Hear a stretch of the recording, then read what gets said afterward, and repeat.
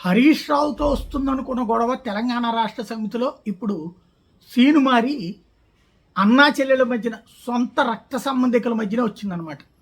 చెల్లిని ఎదగట్నివ్వట్లేదంటూ ఎట్లయితే ఇక్కడ ఆంధ్రప్రదేశ్లో అన్న మీద షర్మిల పోరాడుతుంటే ఇప్పుడు చివరికి ఆవిడ కాంగ్రెస్ పార్టీ తీర్థం పుచ్చుకునేదో కథ నడుపుకుంటోంది.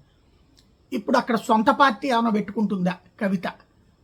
అమెరికా వెళ్ళింది వచ్చింది, ఇప్పుడు ఏకంగా నాన్నకు ప్రేమతో ఒక లేఖ రాయటం అన్నటువంటిది. అందులో కూడా పర్టికులర్గా బీఆర్ఎస్ రజతోత్సవ సభలో బీజేపీ మీద కేసీఆర్ ఇది చాలా పరిమితంగా మాట్లాడటంతో భవిష్యత్తులో ఆ పార్టీతో పొత్తు పెట్టుకుంటారన్న ఊహాగానాలు మొదలయ్యాయి అంటూ కవిత ప్రస్తావించడం. ఎలకతుర్తి సభానంతరం ఈ లేఖ రాశాను అని చెప్పుకొచ్చింది. అంటే లేఖ బయటకు వచ్చింది ఇప్పుడు. అంటే ఆవిడ రాసిన లేఖని ఇప్పుడు బయట పెట్టింది కావాలని చెప్పి. స్వదస్తూరితో ఉంది. సభ విజయవంతమైనందుకు అభినందనలు అంటూ పాజిటివ్ నెగిటివ్ ఫీడ్బ్యాక్ పేరుతో 8 అంశాలు. పార్టీ శ్రేణులు పూర్తి ఉత్సాహంతో ఉన్నారు.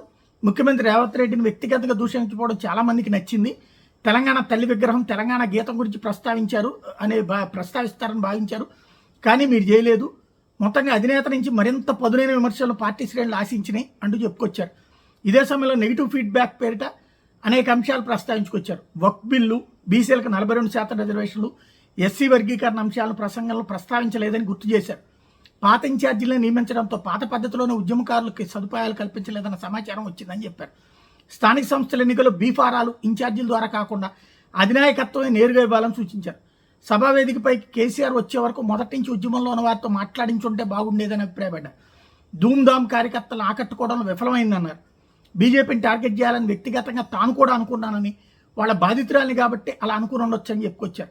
క్షేత్రస్థాయిలో కాంగ్రెస్ విఫలమైందని, బీజేపీ ప్రత్యామ్నాయం అవుతుందేమోనన్న ఆలోచన శ్రేణుల్లో ఉన్నాయని చెప్పుకొచ్చారు. ఎమ్మెల్సీ ఎన్నికల్లో పోటీ చేయకుండా బీజేపీకి సహకరించామన్న భావనను ప్రజల్లో కాంగ్రెస్ బలంగా తీసుకెళ్లిందని కవి చెప్పుకొచ్చారు. ఈ పరిస్థితిని అధిగమించేందుకు నిర్దిష్ట కార్యాచరణ ప్రకటిస్తారని లేదా మార్గనిర్దేశం చేస్తారని అందరూ భావించినట్టు చెప్పారు.